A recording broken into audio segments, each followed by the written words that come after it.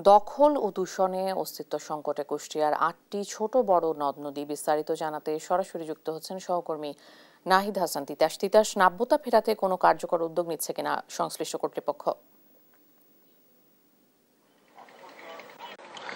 ইশিকা, আসলে নদী যেখানে লোকালয় পেয়েছে সেখানেই কিন্তু দখল আর দূষণের শিকার হয়েছে। কুষ্টিয়ায় পদ্মা, গড়াই, হিসনা সহ মোট ছোট বড় ৮টি নদী রয়েছে, কিন্তু দীর্ঘদিনের প্রভাবশালীদের দফায় দফায় দখলের পরে কিন্তু এই নদীগুলা একেবারেই সরু হয়ে গেছে এবং সেটা নদী হিসেবে না বলে যদি খাল বলা যায় সেটাই হয়তো বেটার হয়। অর্থাৎ আমরা বলতে পারি যে দীর্ঘদিন ধরে যারা প্রভাবশালী দখলদার রয়েছে তারা কিন্তু নদীর জায়গা দখল করে ঘর বাড়ি, বিভিন্ন স্থাপনা, যেমন মাছের ঘের তৈরি, গরুর ঘর তৈরি এবং কাঁচা পাকা যে বড় বড় যে স্থাপনাগুলো রয়েছে সেগুলা নদীকে দখল করে কিন্তু গড়ে তুলেছে, যার ফলে কিন্তু নদী তার যে প্রকৃতির যে গতিপথ সেটি কিন্তু হারিয়েছে এবং একেবারে সরু নালায় পরিণত হয়েছে। আর এদিকে যদি আপনাকে আরেকটি বিষয়, দূষণের বিষয় জানাই, যেমন এই যে শহরের যে বর্জ্য বলেন, কলকারখানার বর্জ্য বলেন, সেগুলো কিন্তু সরাসরি কুষ্টিয়ার যে ৮টি নদী রয়েছে ৮টি নদীতে কিন্তু ফেলা হচ্ছে, যার ফলে কিন্তু নদী দূষণের শিকার হচ্ছে। তাই আমরা বলতে পারি যে আসলে এই নদী যেখানেই কিন্তু লোকালয় পেয়েছে সেখানেই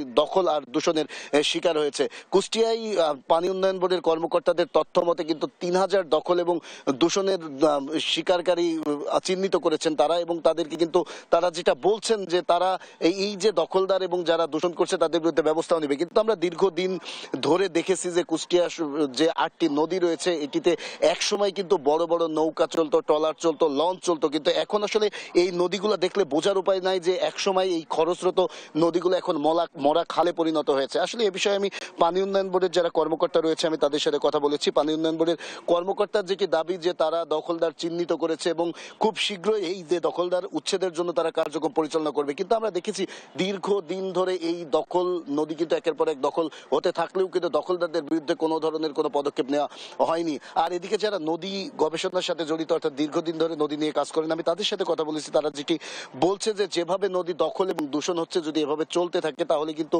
একসময় এই যে কুষ্টিয়ার যে ৮টি নদী রয়েছে এগুলো কিন্তু অস্তিত্ব সংকটে পড়বে। তাই যত দ্রুত সম্ভব এই নদীগুলোকে দখলদারের হাত থেকে রক্ষা করতে হবে এবং দূষণ থেকে রক্ষা করতে হবে। যদি তা না হয় তাহলে পরিবেশ তার ভারসাম্য হারাবে এবং জীব বৈচিত্র্যের উপরে প্রভাব পড়বে। পানি উন্নয়ন বোর্ড কিন্তু কুষ্টিয়ার যে ছোট বড় যে ৮টি নদী রয়েছে এই নদীগুলোর কিন্তু ৩,০০০ দখলদার চিহ্নিত করেছে। এই ৩,০০০ দখলদার কিন্তু এই নদীগুলোকে দখল করে আছে এবং নদীগুলো কিন্তু তাদের অস্তিত্ব হারাচ্ছে। আমি সর্বশেষ এতটুকুই বলতে পারি, কুষ্টিয়ায় পদ্মা, গড়াই, হিসনা সহ যে ছোট বড় ৮টি নদী রয়েছে ৮টি নদী কিন্তু এখন দখলদারদের কবলে রয়েছে এবং দূষণের কবলে রয়েছে, যার ফলে কিন্তু নদীগুলো তাদের অস্তিত্ব সংকটের মধ্যে পড়েছে। এই ছিল কুষ্টিয়ার নদীর দখল এবং দূষণ নিয়ে আমার কাছে সর্বশেষ খবর। ইশিকা।